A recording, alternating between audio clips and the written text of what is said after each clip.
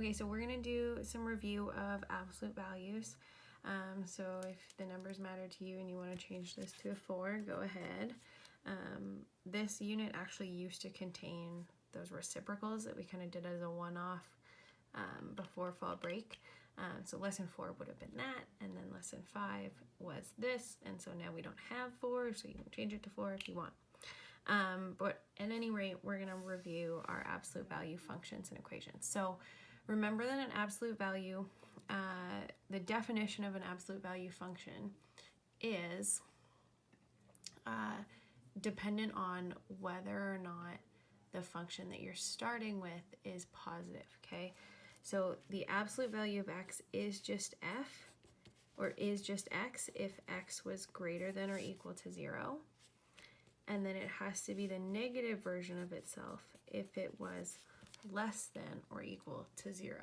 Okay, so if the function was greater than x, meaning it's above, so if our function looks like this part of the function gets to stay, so it just is what it is.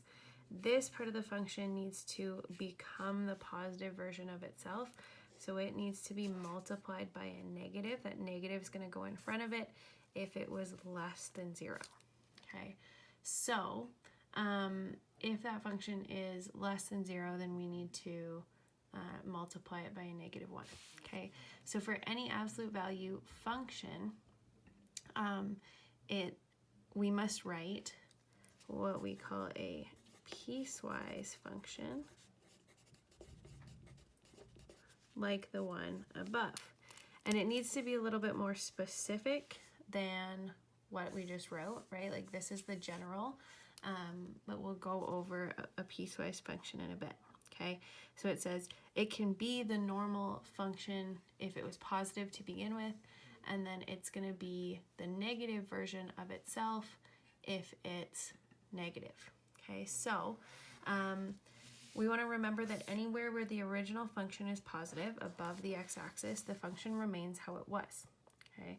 So that's that part up here, or like this part. Anywhere the original function was negative or below the x-axis, it becomes the negative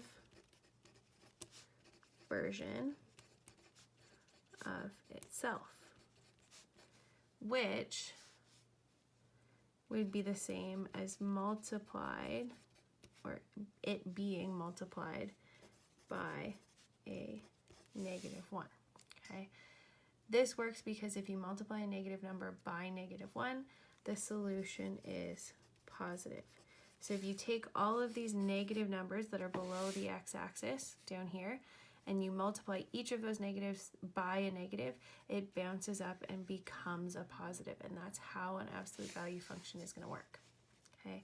So we're going to do some of this. So given that f of x is equal to negative x squared plus 9, we're going to sketch an accurate graph of the absolute value function and define it as a piecewise function. So we're going to do a couple things to practice all at once. So the first step of this is we're going to sketch an accurate graph of the original, and we're going to do that by determining its x and y intercepts. So my x-intercept, remember that happens when y is equal to 0. So I'm going to go 0 equals negative x squared plus 9. Okay, so there's a couple different ways that I could do this. I could divide both of them by a negative 1, and then I'd have a difference of squares. So if I did that, then this would factor into x minus 3 and x plus 3. Or you might have gone, if I added x squared to both sides and then square rooted, we would get x is equal to positive or negative 3. So either way, we should get two x-intercepts, one at positive 3, one at negative 3. So we're going to put those on. And then we also know that because we have a negative coefficient, this thing is going to be downwards facing. So we know that my vertex should be somewhere up there.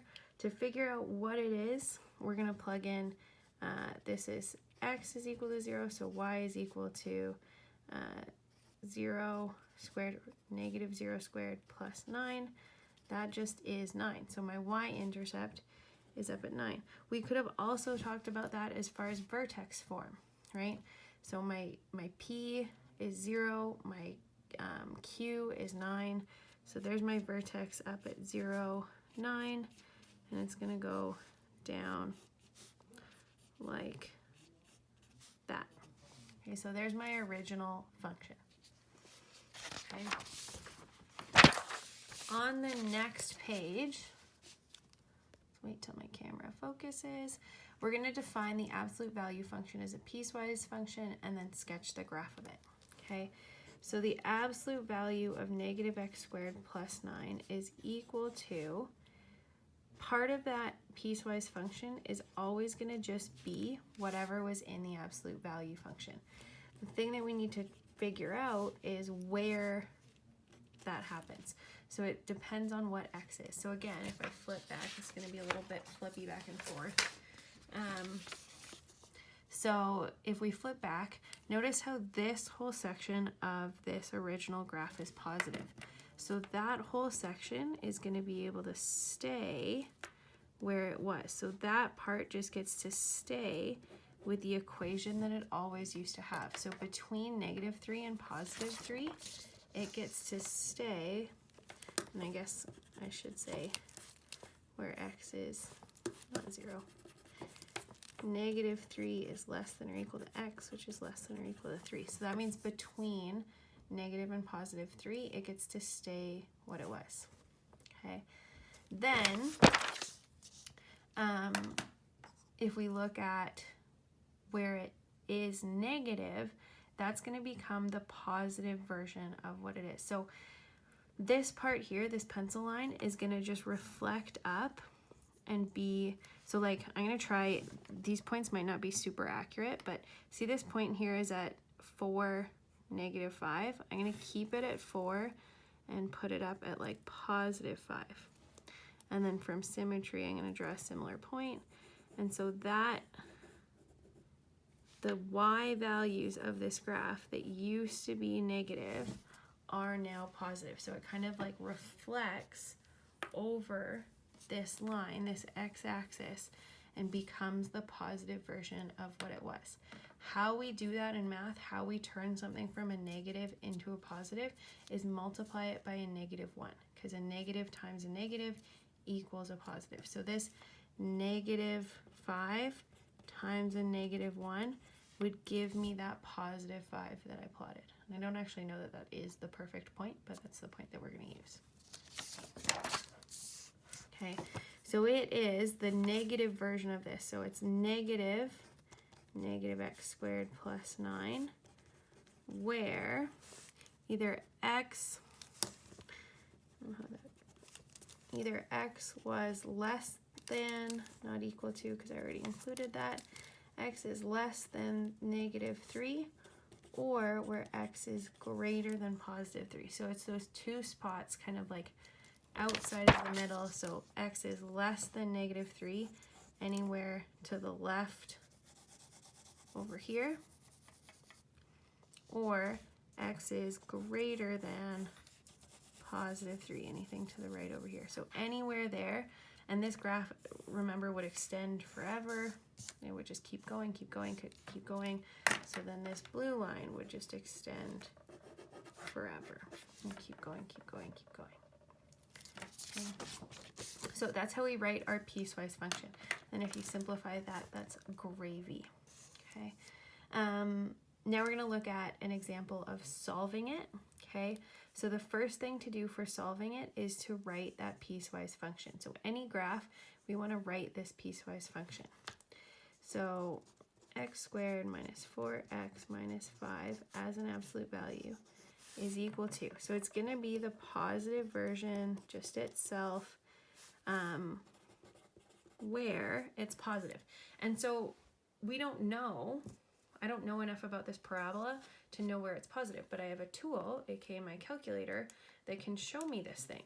So I'm going to just graph this equation. So it's going to be x squared minus 4x minus 5, and I'm going to hit graph, and there's my parabola.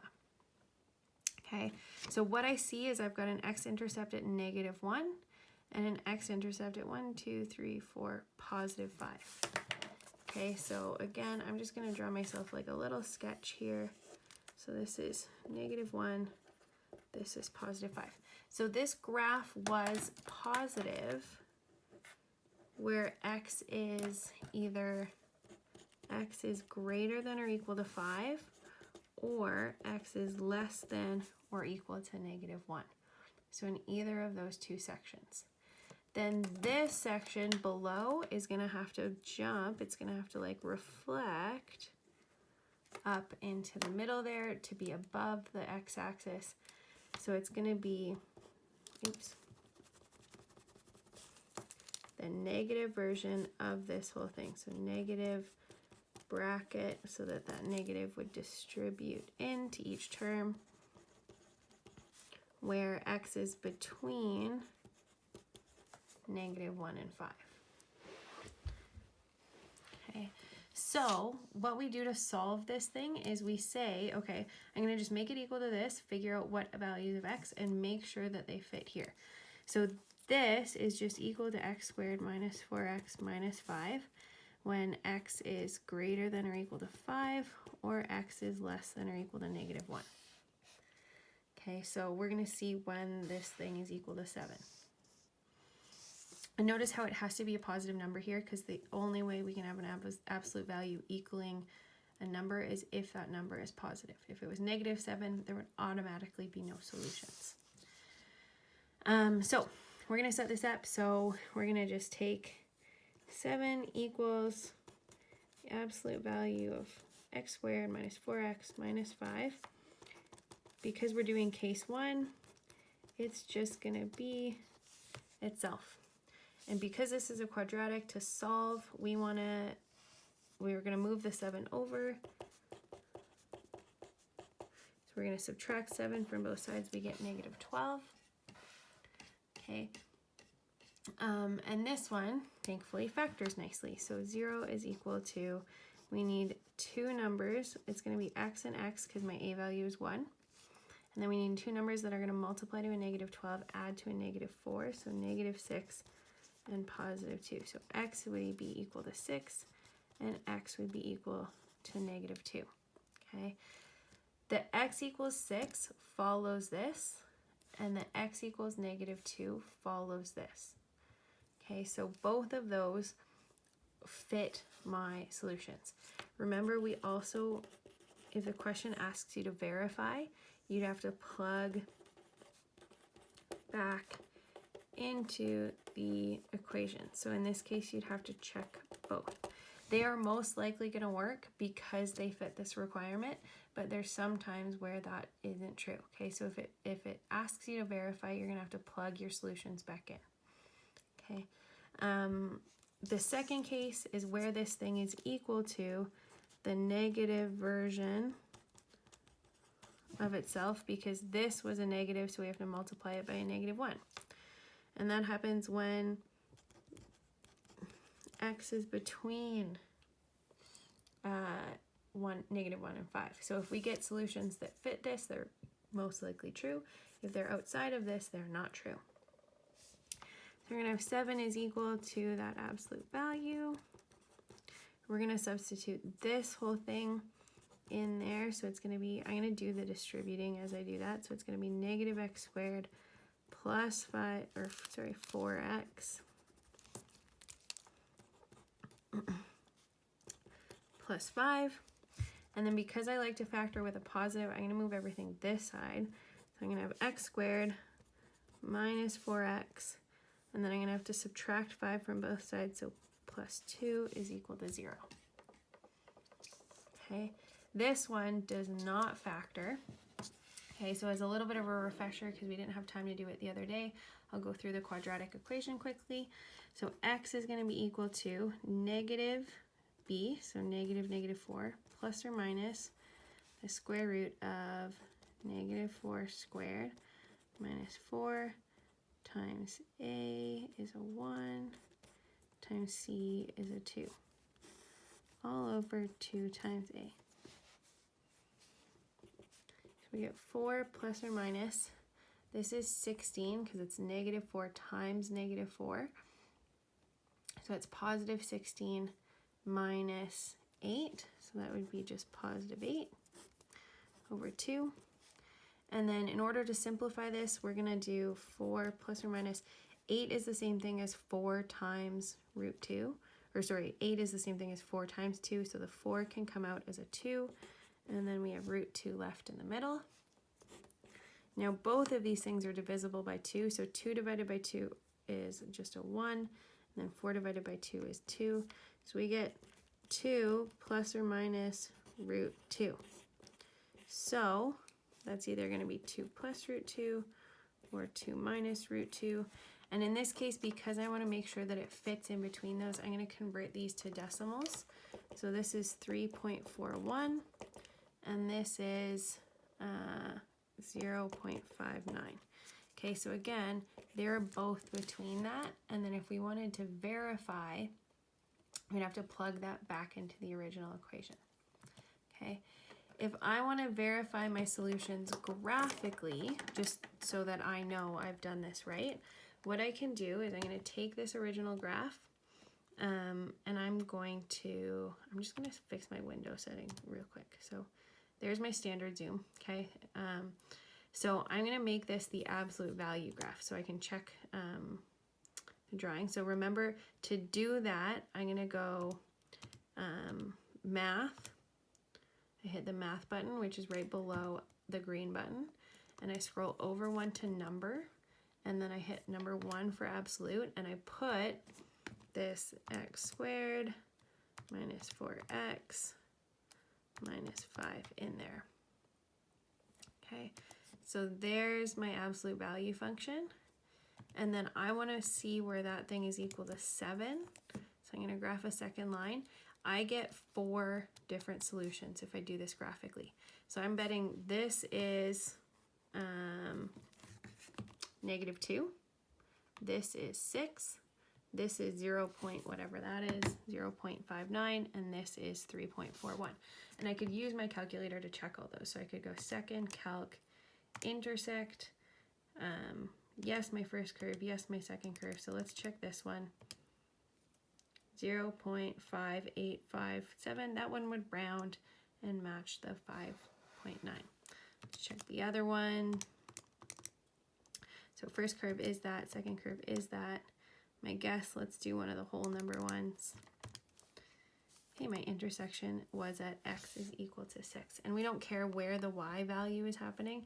We're just looking at the x, right? X is my only variable in these equations, so we only care about that. Okay, so there's a little bit of a recap on absolutes. You guys can work on the practice for right now, and then when you have me next block, it'll just be a Q&A session. So I wanted to record this so that you guys can work through it, kind of go through one last example so that we can spend the whole block you guys working and asking questions when you have access to that in an hour. So yeah, if you have any questions, hold on to them, star them, and I will try and get to as many as I can when I see you later. So thanks.